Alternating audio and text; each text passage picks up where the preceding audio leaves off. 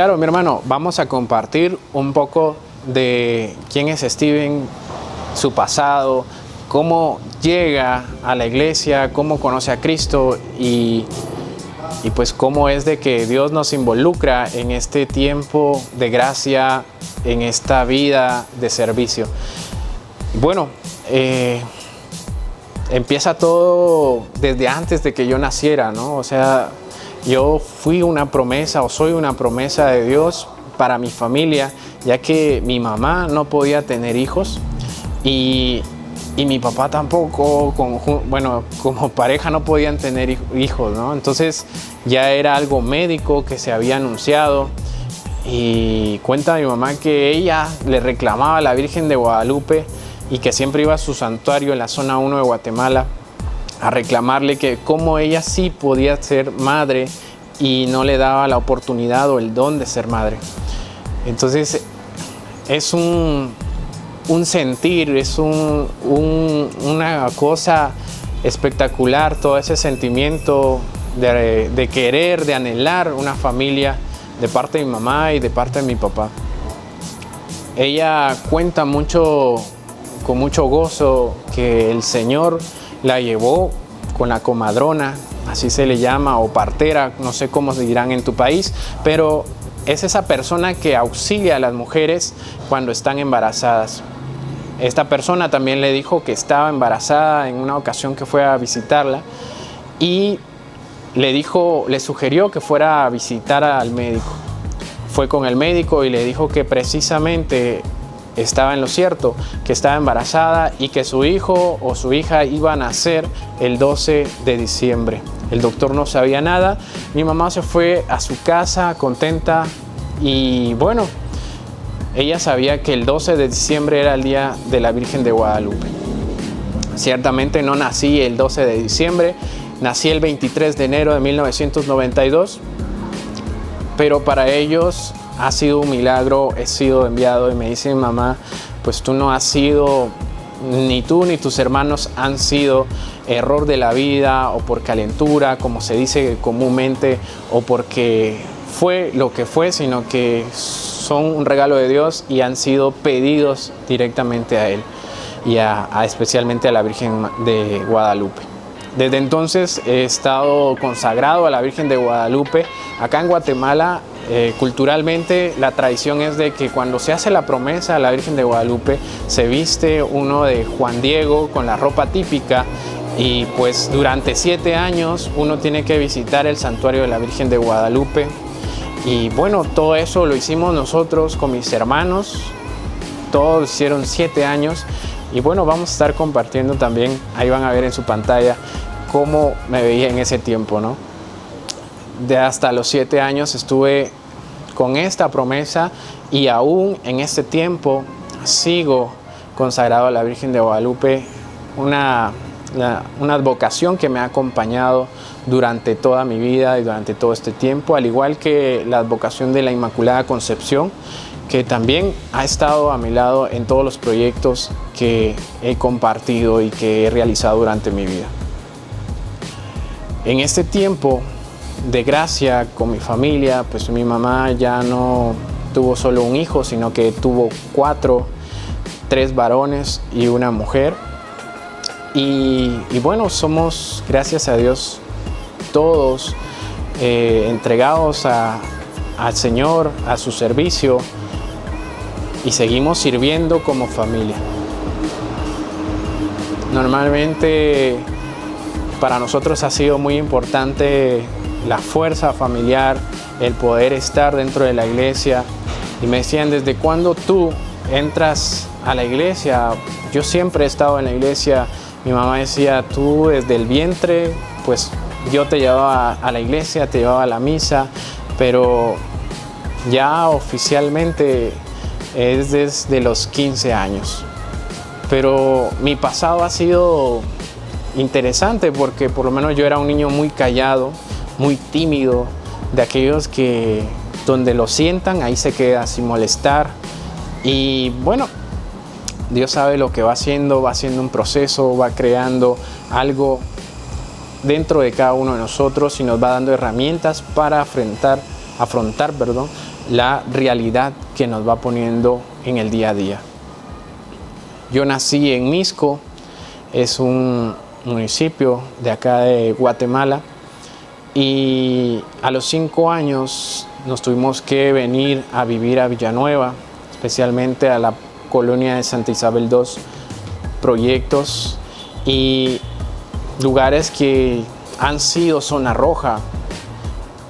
marcados por violencia. Normalmente eran 5 a 6 muertos diarios, que para nosotros como niños, como jóvenes, era muy normal, muy natural. Incluso salir corriendo de las balas perdidas o de los disparos, o pasar desde muy temprano a la escuela y ver las cintas amarillas, ver las patrullas, ver los cuerpos tirados. Creo que eso también conmovió muchas cosas en nosotros para poder alejarnos de eso. Ir nosotros a estudiar. Recuerdo algo que me da mucha risa y que a mi madre también, es de que cuando llegamos a la colonia donde íbamos a vivir, al nuevo lugar donde íbamos a habitar, donde actualmente es la casa de mis papás,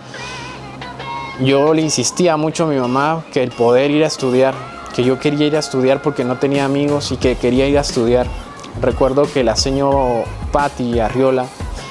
ella recibió a mi mamá, le dio la oportunidad de poderme inscribir, aunque ya habían pasado las fechas de inscripción. Y bueno, ya estaba inscrito, y recuerdo que cuando mi mamá me llevó el primer día, yo me agarraba de la puerta para no poder entrar al salón y no quedarme, me quedaba llorando ahí. Y mi mamá salía corriendo, y cuando la veía a lo lejos también se iba llorando porque no me quería dejar en la escuela solo, ¿no? Y bueno, para mí ahora es risa, pero en ese tiempo era algo que era difícil despegarse de uno de su mamá, ¿no? Y ahí en esa escuela pasé 6 años, especialmente con los 2 maestros que me encaminaron y me enseñaron en esas etapas, que era la señora Patti Arriola y el profesor Luis Paz, a quienes les mando un cordial saludo cuando vean este video también. Y bueno, con ellos estuve compartiendo, el profesor con sus ideas alocadas siempre, tratando de enseñarnos francés, inglés, computación en ese tiempo en el cual apenas empezaban a existir las computadoras y se empezaba a hablar del internet o de la tecnología, hablando un poco de este ámbito, ¿no? Él también era como muy precursor, y creo que desde ahí fue que empecé también con el área de comunicación, que es algo que me llama mucho la atención. Ahí también nosotros debajo de las gradas, en un espacio que tenían ahí asignado como biblioteca, nos lo asignaron a nosotros como grupo, y recuerdo que hicimos una radio comunitaria para los momentos del receso. En ese tiempo nosotros poníamos las canciones que nos solicitaran. En ese tiempo se usaban todavía los cassettes, que muy pocos tal vez recuerdan los nuevos jóvenes de esta generación, incluso discos de acetato que teníamos ahí con una rocola. Era muy interesante el movimiento, y nos prestaban el equipo, los micrófonos, y nosotros nos empezamos a desenvolver en ese tiempo ante los demás compañeros de toda la escuela. Vivimos en esa realidad tan bonita, en la cual muchos profesores todavía le apuestan a poder sembrar esa semilla para que en un futuro salgan esas profesiones o puedan desarrollarse de alguna forma para enfrentar la vida. Ya que en Guatemala el sistema educativo es muy carente y tenemos el privilegio de poder estudiar muy pocos, y no digamos de poder ir a la universidad. Hoy en Guatemala el problema de la educación es algo muy fuerte, y no solo en Guatemala, en Latinoamérica. No digamos el problema de la salud, el problema de la migración, que son problemas que cada día están golpeando a la sociedad, están golpeando a la familia, y que están golpeando el corazón de muchas personas. Hoy en día también lo comparto así ameno, pero en aquel tiempo nosotros lo que compartíamos en el receso era quién iba ganando, porque su casa había salido en el periódico del día, porque habían matado a una persona enfrente de su casa. Luego ver cómo íbamos creciendo y en la educación de los básicos, estudiar, poder ya salir de la colonia y poder estudiar fuera de mi ámbito o de mi colonia, de mi barrio, y encontrarme con otra realidad mucho más fuerte. Encontrarme los asaltos en los autobuses, de que te quitan incluso hasta tus cuadernos, tu mochila, y que no puedes hacer nada porque las otras personas usan la violencia. Ver cómo amigos de 14, 15 años pues se van perdiendo en las drogas, en el alcohol, en el sexo, y que al final te das cuenta de que muchos de ellos pararon detrás de las rejas o en un ataúd sin haber podido vivir o poderse desarrollar como personas en este mundo que tanto exige que nos desarrollemos y que tanto necesita de que nosotros demos nuestro granito de arena para hacer una mejor sociedad. Todo eso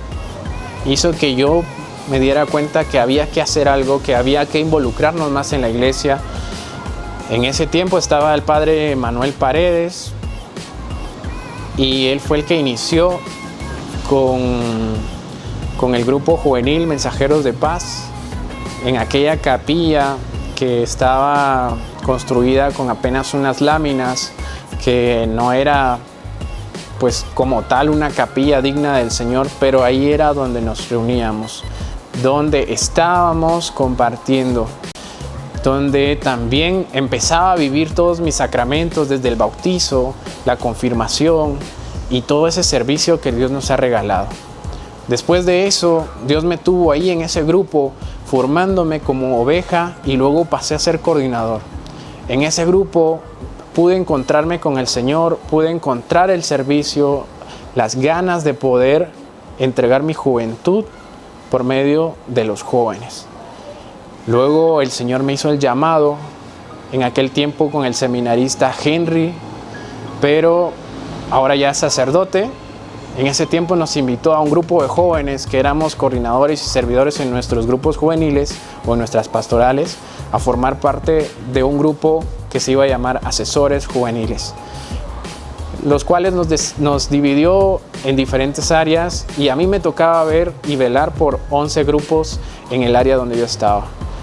Yo no paraba en mi casa, yo tenía 2 mochilas, llegaba del trabajo o de estudiar, dejaba esa mochila, tomaba la otra donde ya tenía mi Biblia, la catequesis que iba a dar, la formación, y luego ya me iba caminando, y era que 15, 20 minutos caminando, o a las reuniones de la pastoral o a las reuniones con los sacerdotes. Dios me dio la dicha de poder conocer a diferentes sacerdotes, y muchos de ellos ya están en el cielo, a los cuales también les dedico mucho este video, como el padre Emilio Nieto, el cual fue un gran amigo y que a muchos jóvenes le tenían miedo, pero por lo mismo, porque le gustaba ser serio cuando tenía que ser serio y llamarnos la atención cuando tenía que llamar la atención. Eso también me involucró mucho al servicio y me dio la oportunidad de darme cuenta que el Señor me invitaba a formarme en el seminario, poder estar formándome o teniendo un espacio vocacional con los misioneros de San Carlos Escalabriniano, con el padre Román Cerántola, con el padre Humberto, acá en el propedéutico, y luego poder estar en México en una formación filosófica y saber y conocer qué es una comunidad y qué es ser misionero, o por lo menos ser un misionero laico. Ha sido para mí una experiencia impresionante, una experiencia en la cual yo he podido desarrollarme más humanamente, porque cuando estuve acá en el seminario pude encontrar un espacio donde alzar mi voz, donde apoyar a aquellos que necesitan ese apoyo. En ese tiempo en el cual había un conflicto económico, un conflicto de corrupción, y que muchos muchas entidades como el pueblo de Guatemala salió a las calles, se hizo el primer paro nacional y en el cual también estábamos involucrados como iglesia, compartiendo con el movimiento ecuménico, como religiosos, como sacerdotes, como misioneros, como seminaristas, junto con el pueblo, el cual ahora sigue luchando para que todo sea justo, para que todo sea pacífico, pero lamentablemente en Latinoamérica tenemos un sistema corrupto y pues aunque se lleven buenas intenciones, siempre va a corromper a las personas que lleguen a esos lugares, ¿no? Lamentablemente, pero no podemos perder la esperanza, tenemos que seguir luchando, tenemos nuestra voz de profetas que tenemos que activar y tenemos que anunciar y denunciar como dice el Señor. Bueno, para ir finalizando, les cuento de que también viví todo ese proceso de vocacional en el servicio. Fue una etapa difícil, pero que valió la pena vivirla. Tomé la decisión de parar mi proceso vocacional. Tengo ya 2 años, un poquito más de los 2 años fuera del seminario, y que Dios me ha dado la oportunidad de conocerme más a mí mismo y poder poner mis dones al servicio de los demás. Y hoy en día, pues a través de la música, a través de las redes sociales y seguir evangelizando con mi testimonio.